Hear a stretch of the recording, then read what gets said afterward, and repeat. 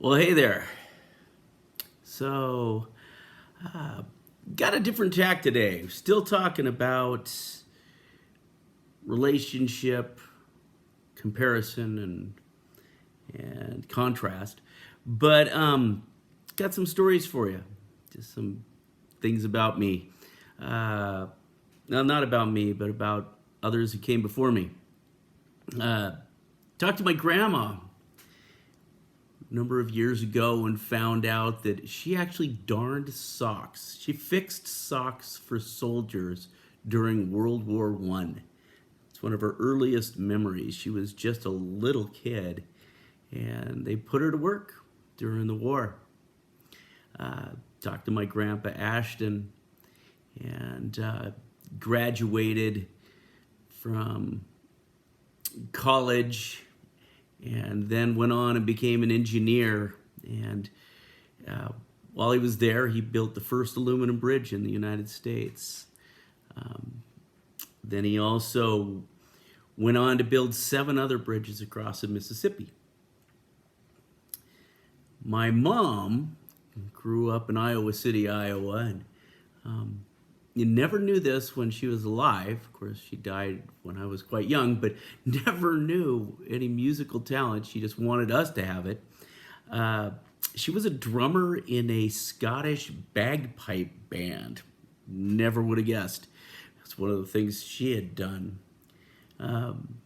My dad, of course, got a scholarship and swam for the University of Iowa. While he was there, actually, they gave him a scholarship, but it wasn't enough to cover for everything. So they also gave him a job as well. His job was to take care of the watering of the football field. Of course, it had an automatic sprinkler system, and he never really had to do anything, but it was their way of making sure he got a little extra money. My dad ended up graduating from the University of Iowa and went on and did a whole bunch of different stuff, but he was one of the main designers for the Kibbe Dome down at the University of Idaho.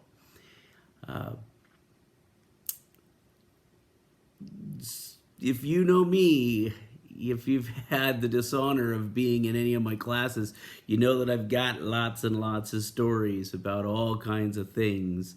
And I find it interesting that there's all these things that people have done before us, and how times have changed. Grandma never even learned how to drive. She just did. They said, here you go. And she didn't have a driver's instructor or anything along those lines.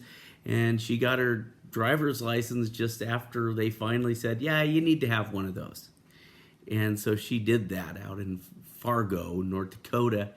I, of course, got the honor of being able to drive when I was 14 down in Boise, Idaho. And I was pretty jealous because I had a whole number of friends that were driving before this, but they were farmers' kids, and so they could just drive automatically.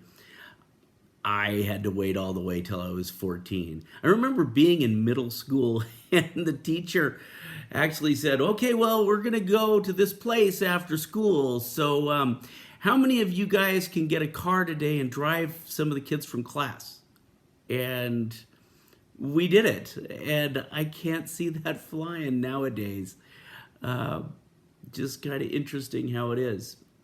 But when you compare, contrast what's going on, it adds a little bit more relevance to your life. So this assignment now is fairly simple for y'all. I want you to talk to at least 2 adults that you're related to every day for this next week. I want you to just get out there and have a conversation with them and find out something from the past. I want you to start trying to collect some kind of family history. It might mean you go downstairs and find that old bin of pictures. Great place to start is drag out the wedding albums and get your parents to talk about it. Talk to grandma and grandpa about what they remember about the same event. It might be different thing. But I want you to compile those. I want you to put them together. If you can, write them down. If not, at least get them in your head. Because it gets lost otherwise. And it gives you a base of what they went through and what you might go through in your life. And tells you a lot about your roots. So start compiling that family history. I don't mean that you have to go all the way to the genealogy stuff, but if you want to do that, that's fine. We've compiled a couple different things you might look at, a video where you might start looking at your family history. I've got a couple websites there too you might use, but start compiling it. This is the perfect time. Some of you guys are bored out of your skull. Might even be desperate enough to talk to a grandma and grandpa on a phone. All right, love you guys. Missed you. And good luck.